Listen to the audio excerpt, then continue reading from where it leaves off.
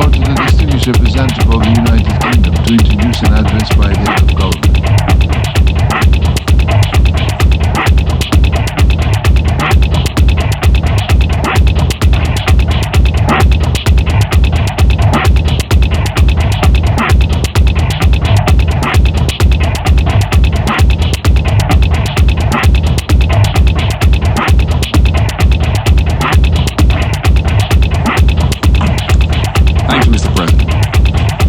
President, I have the honour to introduce the pre-recorded statement of His Excellency Mr. Boris Johnson, Prime Minister of the United Kingdom of Great Britain and Northern Ireland.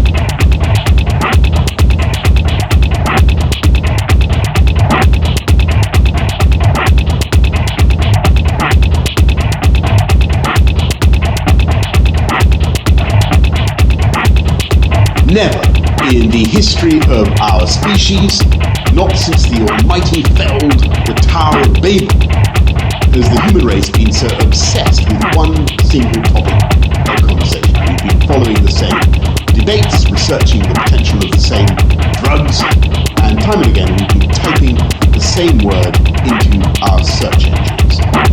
COVID, coronavirus, has united humanity as never before. And yet the crisis has also been an extraordinary force of division. We've all been up against the same enemy, the same tiny opponent, threatening everyone in much the same way. But members of the UN have still waged 193 separate campaigns, as if every country somehow contains a different species of human being. Across the world, there's been an infinite variety of curfews, restrictions, and closures, and we fought in a spirit of sauve-qui-peut. Pace has been so urgent, the pressures so intense, that each national government, democracy or otherwise, has decided entirely understandably to put the interests of its domestic population first. We've seen borders spring up between friends and allies, sometimes without consultation. We've seen the disruption of global supply chains with checkbook wars on airport tarmacs as nation has vied with nation for a supply of PPE. And after 9 months of fighting COVID, the very notion of the international community looks, frankly, pretty tattered. And we know that we simply can't continue this way. Unless we get our act together, unless we unite and turn our fire against our common foe, we know that everyone will lose. The inevitable outcome will be to prolong this calamity and increase the risk of another. Now is the time, therefore, here at what I devoutly hope will be the first and last ever Zoom hunger, for humanity to reach across borders and repair these ugly rifts. Let's heal the world, literally and metaphorically. And let's begin with the truth, because as someone once said, the truth shall set you free. And with nearly 1 million people dead, with colossal economic suffering already inflicted, more to come, there is a moral imperative for humanity to be honest and reach a joint understanding of how the pandemic began, how it was able to spread. Not because I want to blame any country or government or to score points. I simply believe, as a former COVID patient, that we all have a right to know, so that we can collectively do our best to prevent a recurrence. And so, the UK supports the efforts of the World Health Organization, my friend Tedros, to explore the etiology of the disease. Because however great the need for reform, the WHO, the World Health Organization, is still the one body that marshals humanity against the legions of disease. And that's why we in the UK, global Britain, are one of the biggest global funders of that organisation, contributing £340 million over the next 4 years. That's an increase of 30%. And as we now send our detectives, our medical detectives, to interview the witnesses and the suspects, the bats, the pangolins, whoever, we should have enough humility to acknowledge that alarm bells were ringing In the last 20 years, there have been 8 outbreaks of a lethal virus, any one of which could have escalated into a pandemic. Bill Gates sounded the alert in 2015. 5 years ago, he gave that amazing prediction, Bill, almost every word of which has come true. How did he respond? As if to a persistent Microsoft error message, by clicking OK and carrying on. Humanity was caught napping, and we've been scrabbling to catch up, and with agonizing slowness we are making progress. Epidemiologists at Oxford University identified the first treatment for COVID-19. They did trials with our National Health Service and found that a cheap medicine called dexamethasone reduces the risk of death by over a third for patients on ventilators. The UK immediately shared this discovery with the world, so that as many as 1.4 million lives could be saved in the next 6 months by this one single advance. And as I speak, there are 100 potential vaccines that are trying to clear the hurdles of safety and efficacy, as if in a giant global steeplechase. We don't know which may be successful. We don't know if any of them are going to be successful. The Oxford vaccine is now in stage 3 of clinical trials, and in case of success, AstraZeneca has already begun to manufacture millions of doses in readiness for rapid distribution, and they've reached agreement with the Serum Institute of India to supply 1 billion doses to low and middle income countries. But it'd be futile to treat the quest for a vaccine as a contest for narrow national advantage, and immoral to seek a head start through obtaining research by underhand means. The health of every country depends on the whole world having access to a safe and effective vaccine wherever a breakthrough might occur. And the UK, we will do everything in our power to bring this about. We're already the biggest single donor of the efforts of the Coalition for Epidemic Preparedness to find a vaccine, and it is precisely because we know that no one is safe until everyone is safe that I can announce that the UK will contribute up to £571 million to COVAX, a new initiative designed to distribute a COVID vaccine across the world. Of this sum, £500 million will be for developing countries to protect themselves. And the UK is already the biggest donor to Gavi, the Global Vaccine Alliance. In June, we helped raise almost $9 billion to immunize another 300 million children against killer diseases. Gavi also stands ready to help distribute a COVID vaccine. But even as we strive for a vaccine, we must never cut corners, slim down the trials, sacrifice safety to speed, because it would be an absolute tragedy if in our eagerness we were to boost the nut jobs, the anti-vaxxers, dangerous obsessives who campaign against the whole concept of vaccination and would risk further millions of lives. And now is the time, above all, to look ahead and think now about how to stop the pandemic from happening again. How can we stop another virus from coming along and again smashing that precious green vase of international cooperation? How can we avoid the mutual quarantines, the brutal balkanization of the world economy? I don't think there's any reason for fatalism. Of course, the dangers can never be wholly eliminated, but human ingenuity and expertise can massively reduce the risk. Imagine how much suffering might have been avoided if we'd already identified the pathogen that became COVID-19 while it was still confined to animals.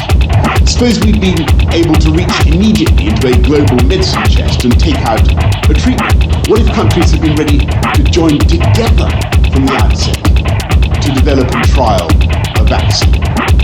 And think how much strife would have been prevented if the necessary protocols covering quarantine, data sharing, PPE, so much else, have been, so far as possible, ready on the shelf for humanity to use. So we in the UK, we're going to work with our friends, we're going to use our G7 presidency next year to create a new global approach to health security based on a 5-point plan to protect humanity against another pandemic. Our first aim should be to stop a new disease before it starts. About 60% of pathogens circulating in the human population originated in animals and leapt from one species to the other in zoonotic transmission. The world could seek to minimize the danger by forging a global network of zoonotic research hubs charged with spotting dangerous animal pathogens that may cross the species barrier and infect human beings. The UK is ready to harness its scientific expertise and cooperate to the fullest extent with our global partners to this end. Of the billions of pathogens, the great mass are thankfully incapable of vaulting the species barrier. Once we discover the dangerous ones, our scientists could get to work on identifying their weaknesses, refining antiviral treatments before they strike. We could open the research to every country, and as we learn more, our scientists might begin to assemble an army of therapies, a global pharmacopoeia ready to make the treatment for the next COVID. Our second step should be to develop the manufacturing capacity for treatments and vaccines, so that the whole of humanity can hold them like missiles in silos, ready to zap the alien organisms before they can attack. But if that fails, and a new disease jumps from animals to human beings, overcomes our armory of therapies and begins to spread, then we need to know what's going on as fast as possible. So the third objective should be to design a global pandemic early warning system based on a vast expansion of our ability to collect and analyze samples and distribute the findings using health data sharing agreements covering every country. And as far as possible, we should aim to predict a pandemic almost as we forecast the weather, to see the thunderstorm in the cloud no bigger than a man's hand.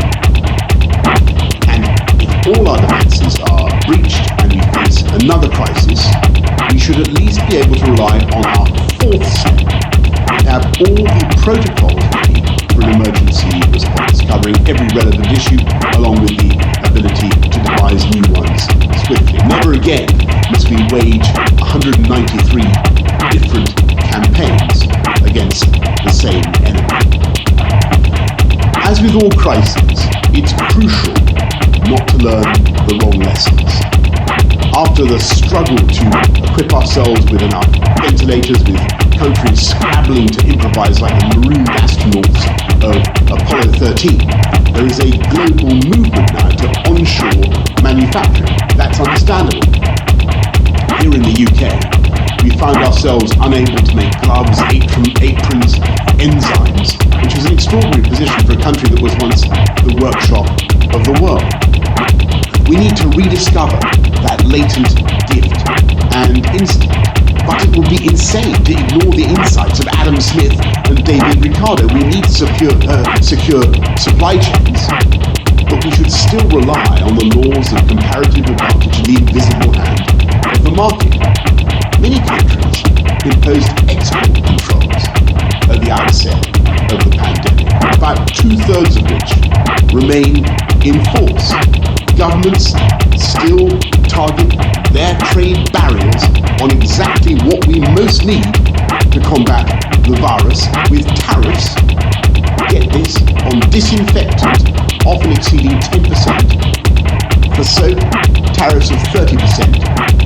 So I would urge every country to take a fifth step and lift the export controls wherever possible and agree not to revive them, and cancel any tariffs on the vital tools of our struggle: gloves, protective equipment, thermometers, other COVID critical products. The UK will do this as soon as our new tariff regime comes into effect on the 1st of January, and I hope, I mean independent tariff regime I should say, and I hope that others will do the same. Though the world is still in the throes of this pandemic, all these steps are possible if we have the will. They are the right way forward for the world, and Britain is the right country to give that lead. And we will do so in 2021 as we celebrate the 75th anniversary of the founding of this great United Nations in London in January, and through our G7 presidency, and as we host the world's Climate Change Summit, COP26, in Glasgow next November. The COVID pandemic has been an immense psychic shock to the human race. Global fears have been intensified by the immediacy of round-the-clock news and social media. But let's not forget, we face a virus, a small package of nucleic acid that simply replicates. It's not even technically alive. Tragic as its consequences have been, it's been nothing like as destructive as other plagues, let alone the influenza of a century ago. And it's absurd in many ways, outrageous, that this microscopic enemy should have routed the unity of the human race.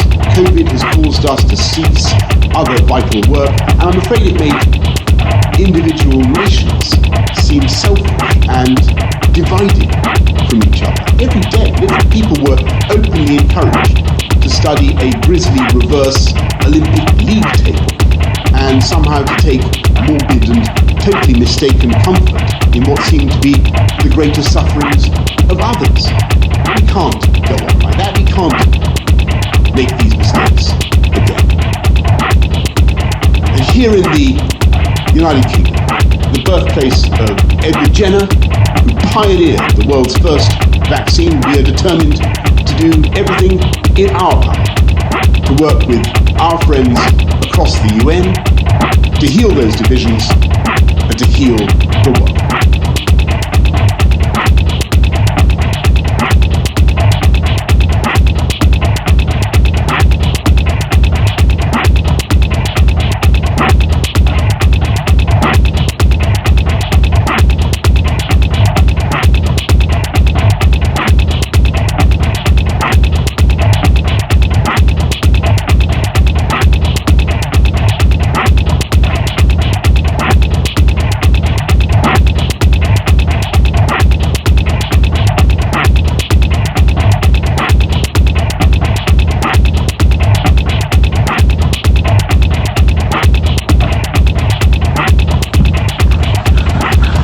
On behalf of the General Assembly, I wish to thank the Prime Minister, First Lord of the Treasury, and Minister for the Civil Service of the United Kingdom of Great Britain and Northern Ireland for the statement just made.